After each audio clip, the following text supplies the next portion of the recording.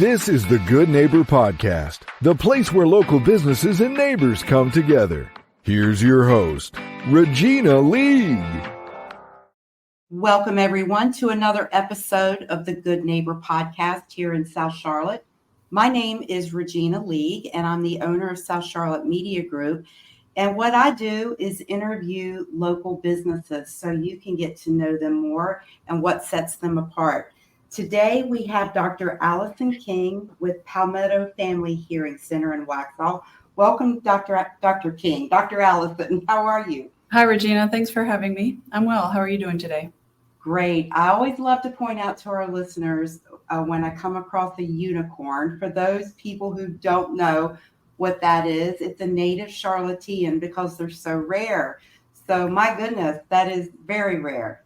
Yeah, thank you. I was born and raised in the Charlotte area, went to high school in Charlotte. I left for a few years to go to college, but my husband and I live in Waxhaw now, so I've kind of settled back near the Charlotte area. Love it here. I love it too. So I'd love to know a little bit about the early years and what got you into this industry and how you decided that this was your path. Sure. So my mom was a speech language pathologist.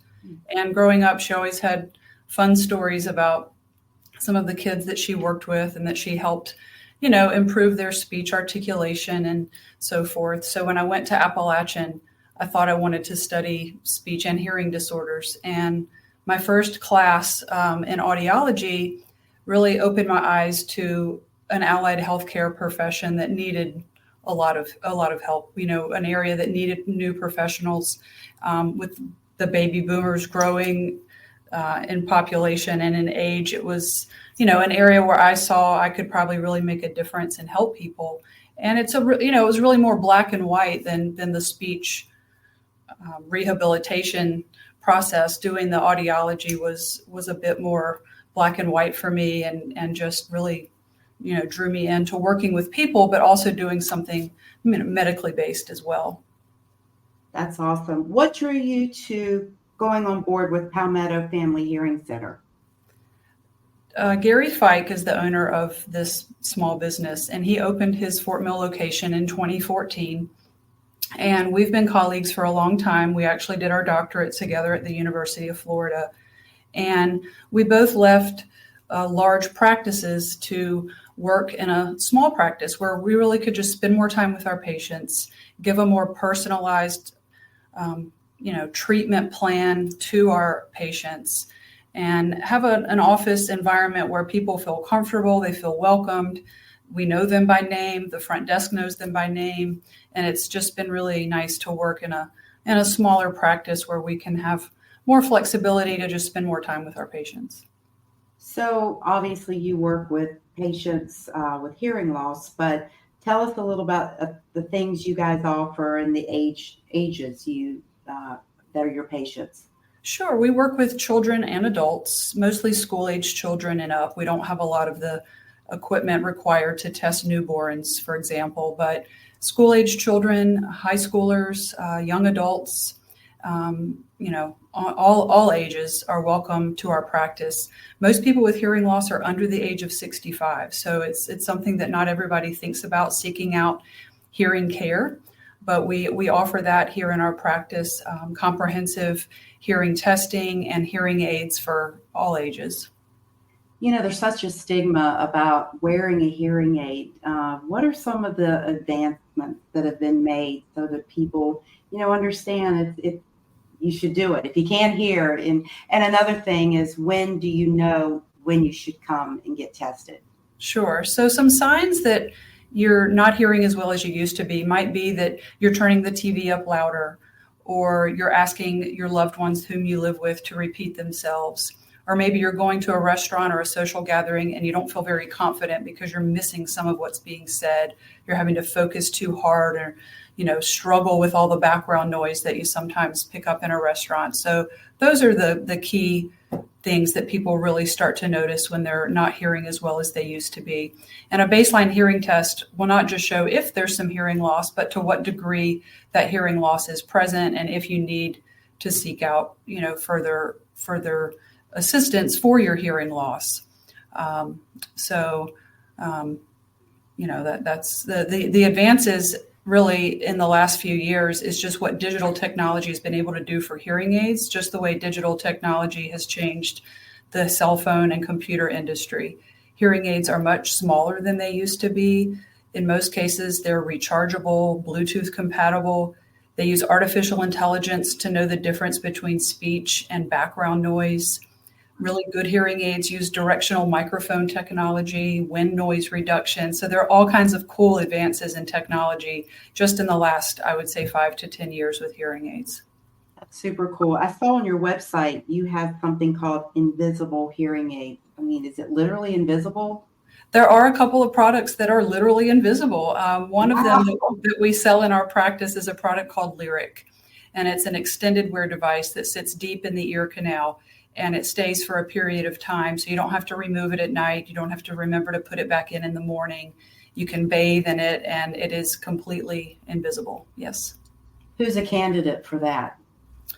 You should not have had ear surgery in the past or a lot of wax problems. But other than that, most hearing losses can be fitted with the Lyric device. So I was on your website, and I'm going to pronounce it the way I think it's pronounced, tinnitus. And explain what that is. The medical term for that is tinnitus, but it's often accepted in the public view as to be pronounced tinnitus.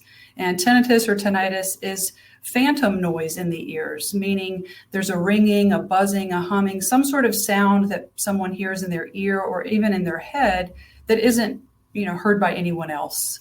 And it often accompanies a hearing loss, meaning it's one of the symptoms or signs that you may have a hearing loss if you develop some ringing in your ears.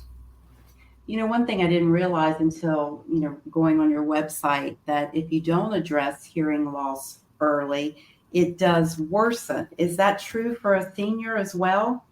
It does. Worse? Okay. It does. It's kind of like not using that, muscle that atrophies over time. So if we're not using those hearing networks to the brain, those pathways from the ear to the brain, they're not being stimulated enough. They can worsen more rapidly. We're also seeing more evidence in the research that cognition is affected long-term if you don't treat a hearing loss. So the field of neurology is doing lots and lots of research in the area of dementia. And one of their findings as they're researching dementia is that hearing loss is the number one modifiable risk factor for cognitive decline. Wow. So that leads me to believe that when you get hearing aids as you age, they constantly get tweaked so that so you're still declining your hearing loss, even though you have the hearing aids? It can continue to decline, just usually at a lesser rate. So what we do is we repeat the testing every year, and we recalibrate the hearing aids for that new prescription. Not so different than when you have your eyes examined and you get a new prescription for your eyeglasses. We do the testing annually, and then we reprogram or recalibrate the devices accordingly. Gotcha. So what do you think of earbuds? Are they bad, just having that right up against our ears like that? As long as you're setting the volume of earbuds, to a comfortable level, if other people can hear it, it's probably too loud. If you're using it for long periods of time at the gym and turning it up loud to drown out, the equipment and the background music and that kind of thing, then you might be listening to them too loud. But overall, they're safe. Yes, I have been around people like that. Now that you say, are there any misconceptions? I'm just thinking to myself, like, going to you guys versus a big box store. Tell us a little bit about that, the benefits. Sure. All hearing aids are not created equal. So when you look at different devices that are out there in the marketplace, you have to really know what you're getting and what you're buying. When you come to a medical practice, you're going to be evaluated medically to rule out other things that could be causing your hearing loss. And you're also going to get access to the latest technology that's engineered by the companies that sell this technology. And it's going to have all the latest features as well as follow-up care. A hearing aid is not going to help if patients aren't coming in and getting the right kind of follow-up care for those devices over the time, or the right kind of care for their ears over time. So it's really critical that patients stay on a continuum of care when they get devices. So I would say, one of the misconceptions is that you can buy over-the-counter hearing aids or you can buy something in a box store and that's it. You just don't ever need to go back to see a professional. The professional component of fitting the device and maintaining that device for patients over time is really critical to the patient's success. Gotcha. I mean, the analogy is perfect with your eye care. Once you need glasses, that's it. What are you most proud of as you look back over, your journey? Oh, wow. I mean, I think it's just great to help people. This is a helping profession, and you really just help people to get back into their world when they start hearing better again. People are more confident. They're more engaged with their grandchildren, their spouse, their loved ones, their friends. And I've met people over the years who have really isolated from social settings because of their hearing loss. And once they get the right technology, they're just happier and more confident. It's just such a quality of life issue. So I think just helping so many people over the years is what I would be most proud of.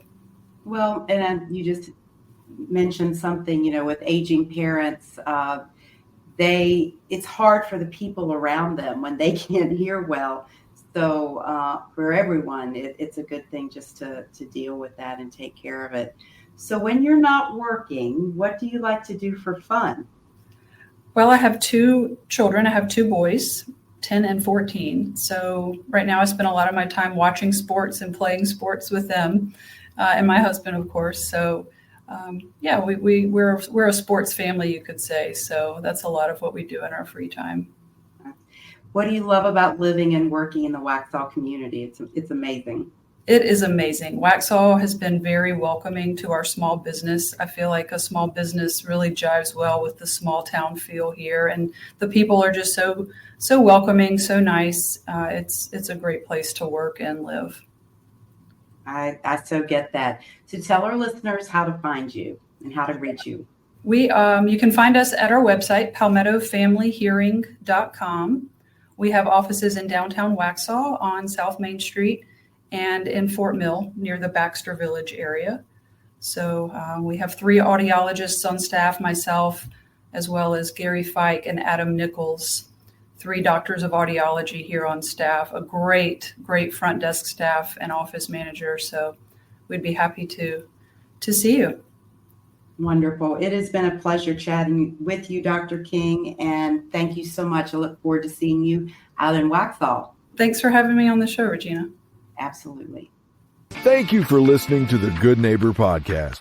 To nominate your favorite local businesses to be featured on the show, go to gnpsouthcharlotte.com. That's gnpsouthcharlotte.com or call 980-351-5719.